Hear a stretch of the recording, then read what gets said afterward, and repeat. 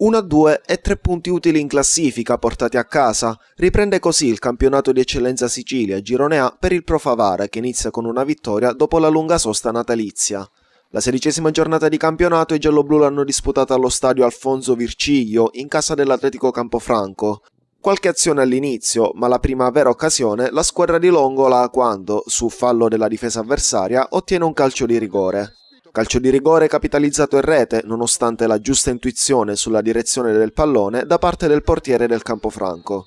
Il resto del primo tempo resta quasi interamente appannaggio degli ospiti, poche le azioni pericolose da parte dei padroni di casa. All'inizio degli ultimi 45 minuti il Pro Favara continua a far circolare pericolosamente il pallone nella metà campo avversaria, con più di un'occasione di andare in rete una seconda volta. Non mancano le risposte, sporadiche, del Campofranco, ma al 31esimo, con una rocambolesca azione tra la difesa avversaria, arriva il raddoppio a firma di Fanara. Al 40esimo l'arbitro fischia, il Campofranco ottiene un calcio di punizione, i padroni di casa lo battono e la sfera finisce alle spalle del portiere.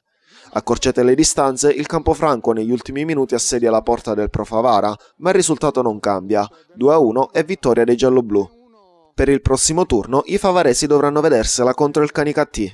Una partita importante, una partita che per noi valeva 6 punti, abbiamo giocato contro un buon Campofranco, con una squadra messa bene in campo, è stata una partita, diciamo, che noi abbiamo avuto l'unico torto forse di non averla potuta chiudere,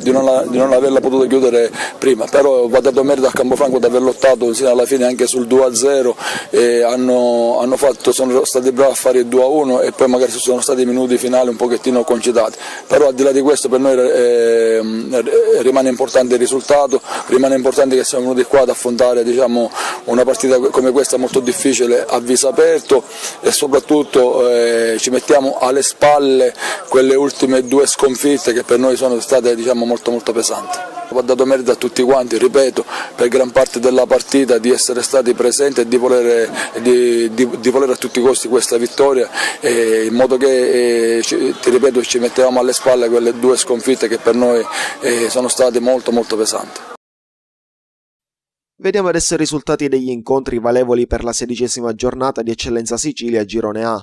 Atletico Campofranco Pro Favara 1-2, Centro Universitario Sportivo Palermo Licata 2-3, Canicattì Nuova Città di Caccamo 3-2, Dattilo Noir Mussomeli 1-1, Camarat Città di Casteldaccia 4-0, Marsala Calcio Alba Alcamo 1-0, Monreale Parmonval 2-2, Polisportiva Castelbuono Mazzara sospesa per vento al secondo minuto sul punteggio di 0-0.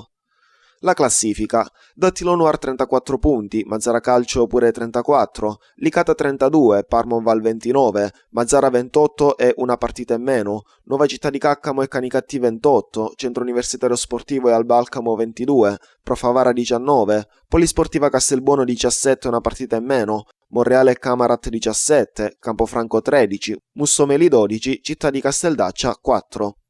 Infine gli incontri del prossimo turno. Alba Alcamo Polisportiva Castelbuono, Città di Casteldaccia Atletico Campofranco, Licata Monreale, Mazzara Dattilo Noir, Mussomeli Centro Universitario Sportivo Palermo, Nuova Città di Caccamo Marsala Calcio, Parmonval Camarat, Pro Favara Canicattì.